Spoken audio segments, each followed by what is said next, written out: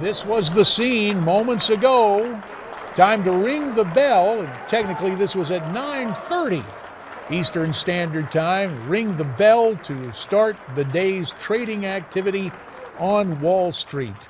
With Miranda Kahn, J.D. Hayworth, welcoming you back to America's Forum. Boy, yesterday it was a rough, a little brutal. That's the Dow dropped nearly 400 points, putting them on track for basically the worst day in a year and a half. Joining us for an in-depth look at what happened on Wall Street, Sean Hyman, editor of the Ultimate Wealth Report and author of the 6 Keys to Financial Success. Sean, as you Skype in from a point close to Frisco, Texas, you in the Lone Star State, you can take a long view of these things. From your perspective, what on earth happened yesterday on Wall Street? Yeah, yesterday, of course, on the Dow, you had several major companies report earnings, Caterpillar, UTX, Procter & Gamble, and they were all reporting worse than expected earnings, and a lot of that was due to the strong dollar was a common theme. And so a lot of investors are worried about if the dollar gets too strong, could it cause a lot of our multinationals to suffer even further? You'll remember back in 1987, one of the big reasons for the crash was an overly strong U.S. dollar. So it still kind of haunts people when the dollar does get overly strong like this and, multinational foreign earnings come in soft. So is that strong dollar, is that what's making it hard for the Dow to actually stabilize? And is this going to affect 401ks? It's one of the major problems. So that's one leg of it. The other leg of it is that the market is so elevated right now.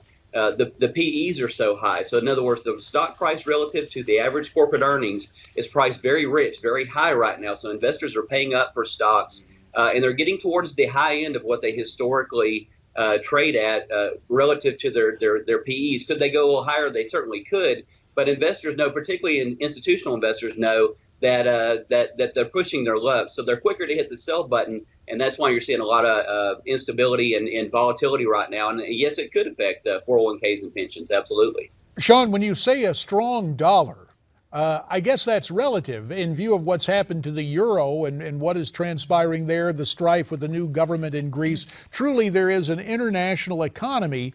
But with all the quantitative easing that's gone on, that's just a fancy way to say printing more money, I understand the Fed has a rate hike scheduled pretty soon here. Will yesterday's drop delay any increase in interest rates? I think so. We're about to find out if they're going to raise interest rates, just around the corner. But I don't think that they will. I think that with the strong dollar the way it is, and with a lot of these major multinational companies reporting softer earnings and blaming it on the dollar, if they were to hike rates now, that could send the dollar even higher and make their earnings even worse in future quarters, which would take the Dow, the S&P down quite a bit. So I don't think that they're going to hike now. That would probably either be later this year or even more than likely possibly early next year. What about what's going on with Russia? Because it's lost over half its value. Russia economically is in the doldrums. And of course, that's all because of what Putin has done in Crimea and now Ukraine. And with the world sanctions coming on from the U.S. And all over the West, even in Europe. But their stocks are really at a value right now. So there's a lot of their major corporations that are actually worth buying, some of their biggest corporations that have low PEs and high dividend yields. So it's really a time for the value seeker, the value investor to go in and buy some Russian stocks. But the Russian economy, no doubt, will suffer for quite some time. Now, Sean, I think we have you for 2 segments, so we'll get into energy prices following the break. But before we go, you take the long-term view on a lot of these things. I'm just wondering about your instant analysis for today. Do you expect this to be a better day on Wall Street? Will we see the market make up grounds? 30 seconds to respond, if you would, please, sir. Yeah, we definitely could. AT&T beat earnings. Apple beat by a wide margin. So we could see a recovery from yesterday. Absolutely.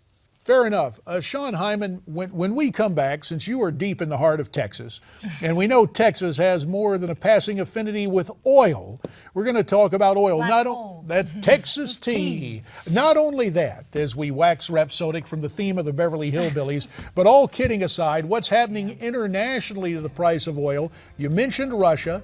Let's talk about the Saudis, and we'll talk about what's going on here domestically. Energy prices, where they are, what it means to the economy, all that and more as we continue with Sean Hyman to get the financial view of things. And America's Forum will continue right after this. Stay with us on Newsmax TV.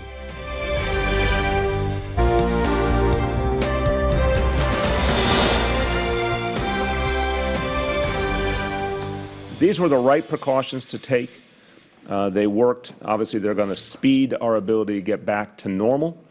But there's no, in situations like this, you can't be a Monday morning quarterback on something like the weather. There's no perfect capacity to project the weather. We take the information we have, and we try and make tough, careful judgments based on it. Before we get to the black gold, the Texas tea, we got to talk about the white stuff. That was New York Mayor Bill de Blasio defending all those storm precautions following the blizzard that wasn't. Tell you what, let's continue our conversation now with our guest, Sean Hyman, because before we get to the oil, just the atmospherics of Wall Street. Right. We want to know, because basically everything shut down. So how big of an impact did that have on our economy, Sean?